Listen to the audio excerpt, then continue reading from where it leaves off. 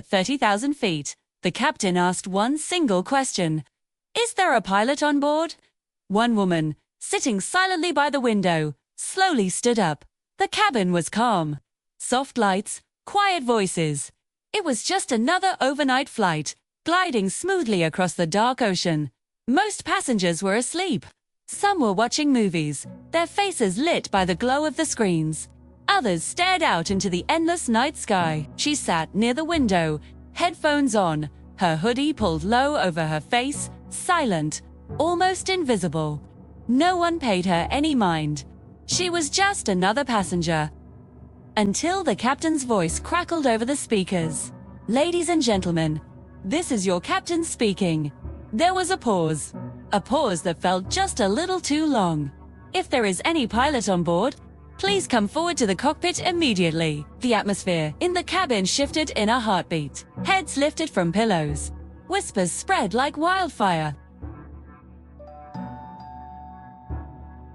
She opened her eyes. Her name was Alina Carter. For a moment, she stayed seated. Her hands tightened into fists on her lap. Her jaw locked. She didn't want this. Not now. Not ever again.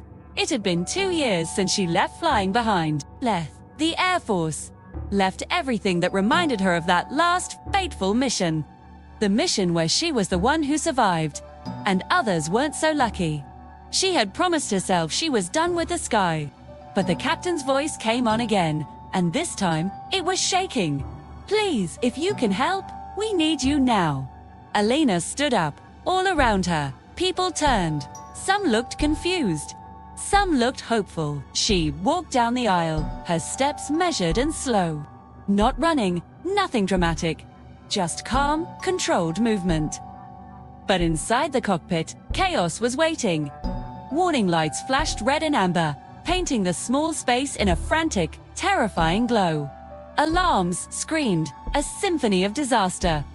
The co-pilot was unconscious in his seat, his oxygen mask hanging loose from his face.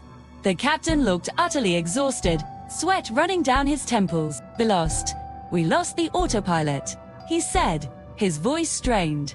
Severe turbulence damaged the primary flight controls. He glanced at his colleague. My co-pilot collapsed. I'm barely holding it steady. Elena's eyes scanned the complex array of panels. This was a commercial jet, a different beast from what she was used to.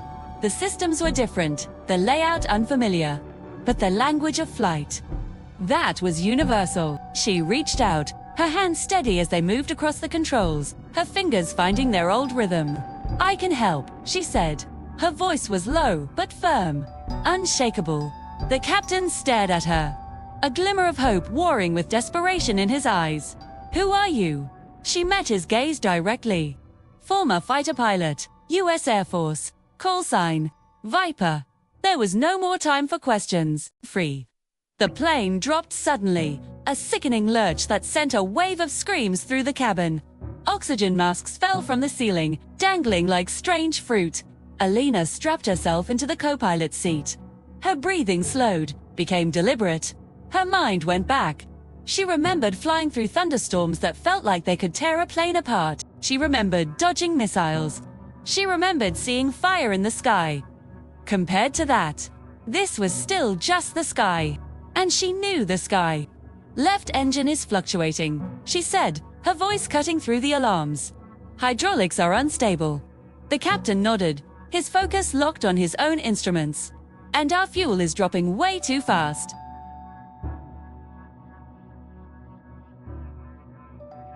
The massive aircraft shook like a wounded animal. But Elena's touch was gentle. No sharp moves, no panicked reactions.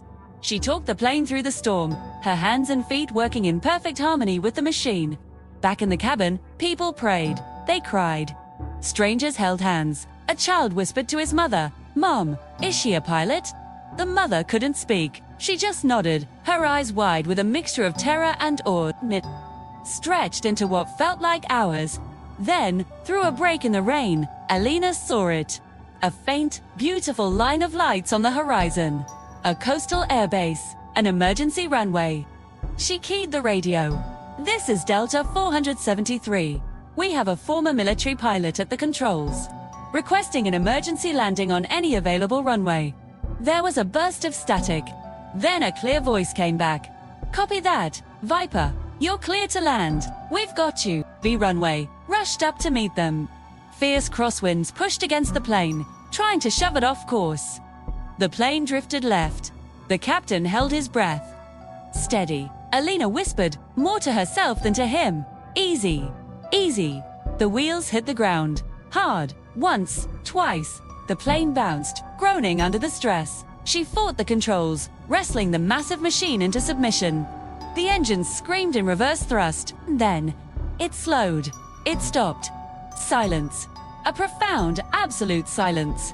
It was broken a second later by an explosion of sound from the cabin. Crying, clapping, cheering. People were shouting her name, a name they had only just learned.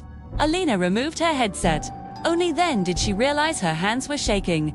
The captain looked over at her, tears streaming freely down his face.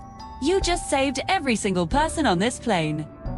She shook her head slowly. "No," she said, her voice soft. "They saved me." For 2 long years, she had carried the weight of guilt, believing she didn't deserve to fly again, believing she didn't deserve peace. But up there, in that cockpit, surrounded by chaos, she had finally found it again. When she stepped out into the cabin, every passenger was on their feet. They formed a silent honor guard. Some reached out to touch her arm as she passed. Some just stared, their faces filled with gratitude. A little girl, no older than 6, ran forward and hugged her leg tightly. "Thank you," she whispered. "You're an angel." Alina smiled, the tears finally coming.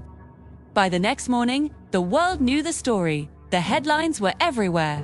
News cameras and reporters clamored for an interview. But Alina was already gone.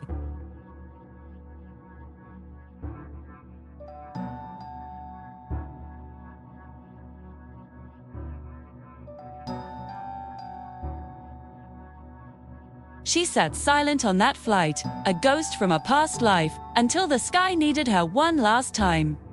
What would you have done in her place? When faced with that impossible choice, would you step forward?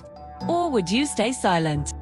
If you were moved by this story of courage, please like this video, subscribe to our channel, and share it with someone who needs to hear it. We have more powerful stories like this coming your way. Thank you for watching.